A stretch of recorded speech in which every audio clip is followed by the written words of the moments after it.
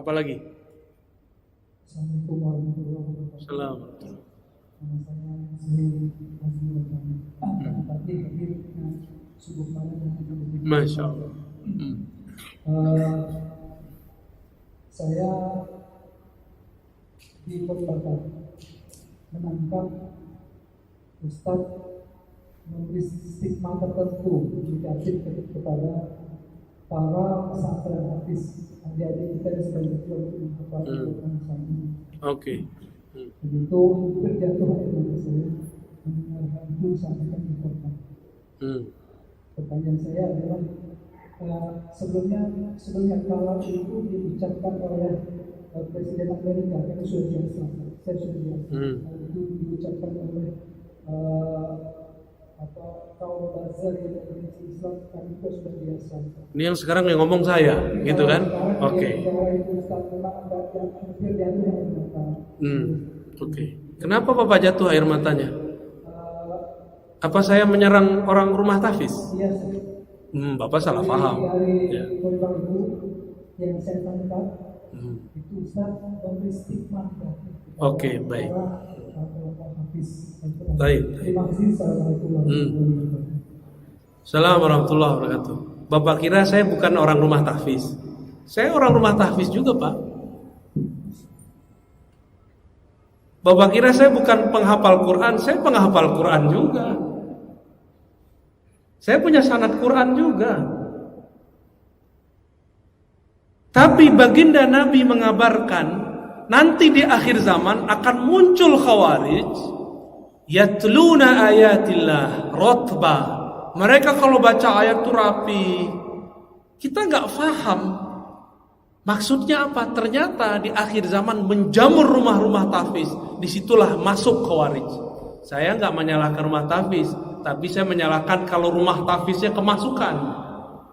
Paham?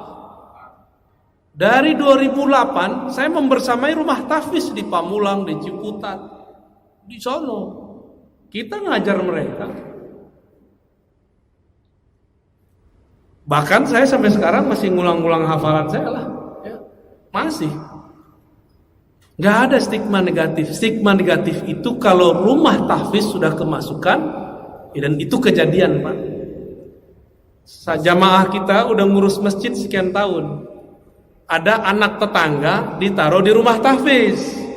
Rumah tahfiz namanya kayak sahabat gitu. Ya.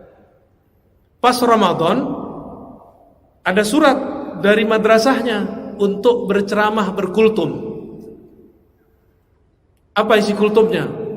Dari awal sampai akhir menyalahkan amalan di masjid itu. Anaknya baru berumur 9 tahun. Kemasukan nggak? Kemasukan, Pak. Itu di sana, di pusat itu. Saya nggak tahu nasibnya kalau di sini.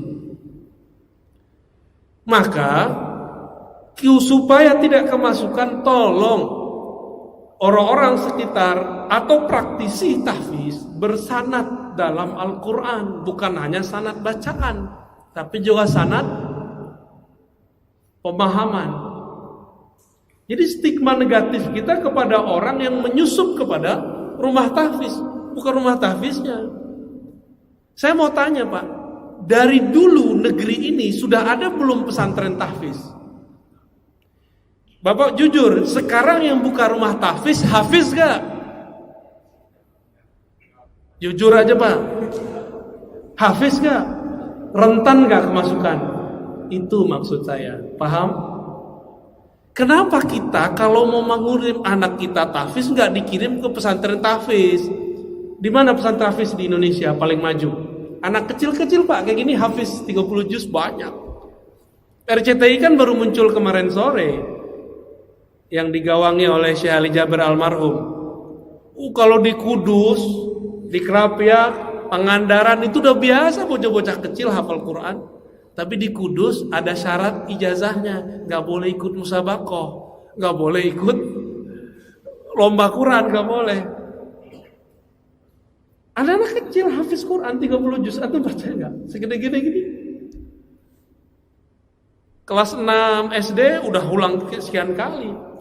Masuk SMP udah belajar qiraat mereka sebagian. Kita ini Giliran politik, ustadz gak boleh ngomong politik. Giliran kimia, kedokteran, ustadz gak boleh ngomong. Giliran antum gak ahli Quran, punya rumah, pengen beramal, gak percaya sama ustadz, udah buat aja rumah tahfiz, gaji aja ustadz. Emang kita ini siapa bisa gaji-gaji orang? Emang kita bisa menjamin Quran yang kita sebar itu sahih? Ini mohon maaf deh orang-orang kaya ya. Antum percaya deh sama ustadz, percaya sama ulama yang bersanad. Ini ngeliat ustadz udah curiga dulu ya. Akhirnya rumah tahfiz nggak dilepas-lepas. Buat pesantren bangunannya doang. Banyak pak, saya udah jalan. Orang kaya bingung mau beramal, dia buatlah pesantren, judulnya tapi gurunya nggak ada. Dimintalah seorang ustadz ngajar 3 bulan kabur. Ganti lagi ustadz, setahun bubar semua. Dia kira pesantren itu kalau ada bangunan, terus tengahnya ada masjid berkubah, terus ada kaligrafi. Dia mengira pesantren itu begitu. Pesantren bukan itu pak. Pesantren itu guru, murid, kiai, santri, ngaji, baru ada bangunan. Kalau orang sok beragama, dia buat bangunan dulu, dia kira bisa bikin pesantren. Paham? Yang ngerti pesantren siapa? Ulama. Yang ngerti buat jalan, buat bangunan siapa? Insinyur. Maka kami gak urus pak itu. Kita ini sering membatas-batasi ustadz, tapi kita kemudian ngambil wilayah dia. Ya. Jadi kalau nggak pakar-pakar amat, lu serahin ke pakarnya. Rentan sekali. Dan Bapak percaya atau tidak, salah satu guru saya didatangi salah satu gerakan rahasia di dunia. Saya nggak usah sebut. Dan mereka mengatakan apa? Disampaikan ke kita waktu itu. Ini Bapak percaya atau tidak, ini bukan stigma negatif. Rumah-rumah tahfiz, mahat tahfiz yang tidak jelas sanadnya itu proyeknya kami. Itu mereka yang ngomong tahun lalu. Untuk mengadu ulama-ulama yang ada di pesantren-pesantren dengan orang yang juga berkopiah, ngafal Quran, tapi isi dalam kolbunya tidak ada Quran. Dia cuma ngapal. Ini mohon maaf Pak, kita ini kan termakan. Kalau makof itu kok ahli Quran. Ahli Quran itu ada yang pakarnya hafalan, ada yang pakarnya tafsir, ada ahli Quran pakarnya di hadis, ada ahli Quran pakarnya di fikih, ada ahli Quran pakarnya di tasawuf. Itu semua ahli Quran. Bukan yang cuma tamatan Quran Pak, hafal tahfiz enggak. Apakah bisa mengamalkan Quran tanpa ilmu fikih? Apakah bisa mengamalkan Al-Quran tanpa ilmu akidah? Kan nggak bisa. Jadi tolong diluruskan Pak ya. Saya tidak pernah punya stigma negatif kepada penghafal Quran. Saya cuma mengkhawatirkan jika rumah-rumah tahfiz dibuat oleh orang yang bukan ahli agama, nanti kesusupan oleh kelompok khawarij. Itu aja Pak. Ya. Ya. Oh, Bapak udah paham? Oke. Berarti Bapak sudah tahu titik-titik gelapnya di mana ya? Ya.